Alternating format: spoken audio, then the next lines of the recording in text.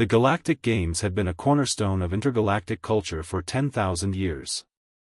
Every 4 standard cycles, species from across the known galaxy gathered to compete in events designed to test strength, speed, intellect, and endurance. It was meant to be a peaceful celebration of diversity, a showcase of what different species could achieve. Then humanity entered. In their first games, humans competed in 147 different events. They didn't win everything. They weren't the fastest runners, the strongest lifters, or the most dexterous in microsurgery. But they won enough. 73 medals across categories, including several golds in events the galactic community had considered settled dominance. The Coalition Council dismissed it as beginner's luck. In the second games, humans won 94 medals, including events in which they had previously placed.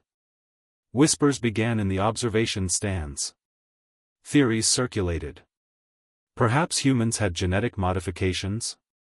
Perhaps they used performance-enhancing technology? Investigations were launched. Nothing was found. Humans simply trained harder, adapted faster, and refused to accept their physical limitations as permanent. By the third games, the pattern had become undeniable. Humans didn't just compete. They systematically approached each event, analyzed every variable, and optimized their performance through sheer determination and intelligent adaptation. They won 156 medals. The fourth games was the breaking point. A young human woman named Keisha Morrison stood on the victory platform for the 47th time that cycle. She had competed in events from zero-gravity acrobatics to abstract mathematics competitions. She had won endurance trials, tactical warfare simulations, and even a cooking competition, an event most species didn't take seriously until humans demonstrated that culinary creativity was another form of problem-solving.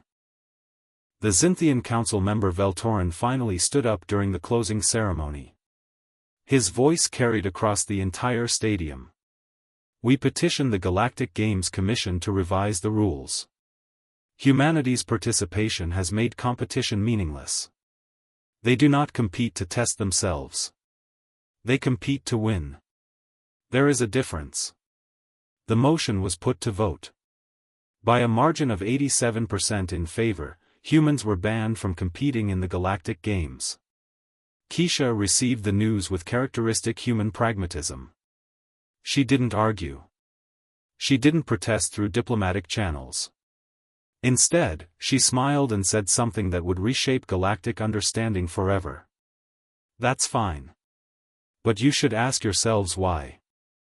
The Galactic Games Commission convened an emergency session to address her statement. Keisha was invited to speak before the assembled representatives of 10,000 species. You banned us, she began calmly, because we win too much. But you didn't ask why. Let me tell you. Humans aren't biologically superior. The Krell are stronger. The Valurians are faster. The Helix have superior intellect processing. But humans have something none of you prioritized. We have the psychological capacity to want to improve more than we fear failure. She gestured to the assembly. Most species evolved on worlds where survival was guaranteed or you died. You optimized for the conditions you faced. But humans evolved on a world that was actively hostile. Ice ages, meteor strikes, predators, disease. Every day was a test. So we evolved to treat challenges not as obstacles but as opportunities. Every loss is data. Every failure is a lesson. Every competition is a chance to find a new way to be better. Veltorin interrupted, this proves our point. You are too competitive. Too aggressive. No, Keisha cut him off. We're not aggressive. We're determined.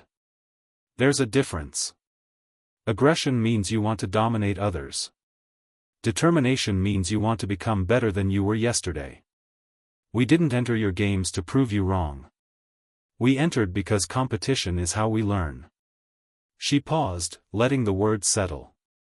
And here's what you're really afraid of. We didn't enter your games hoping to win.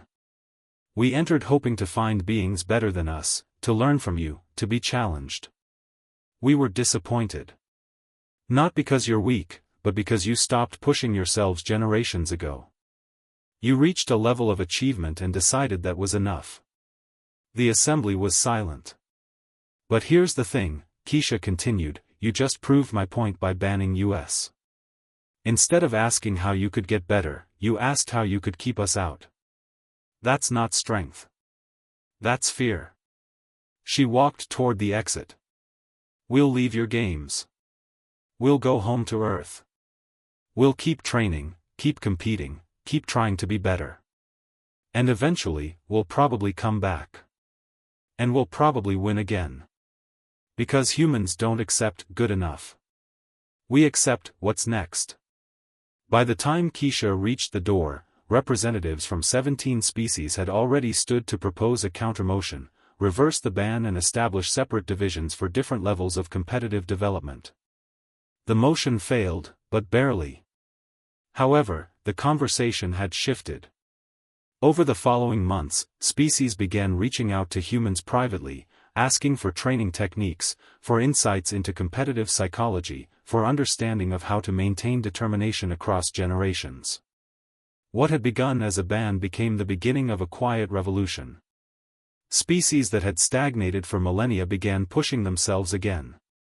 The competitive fire that humans carried sparked something in others.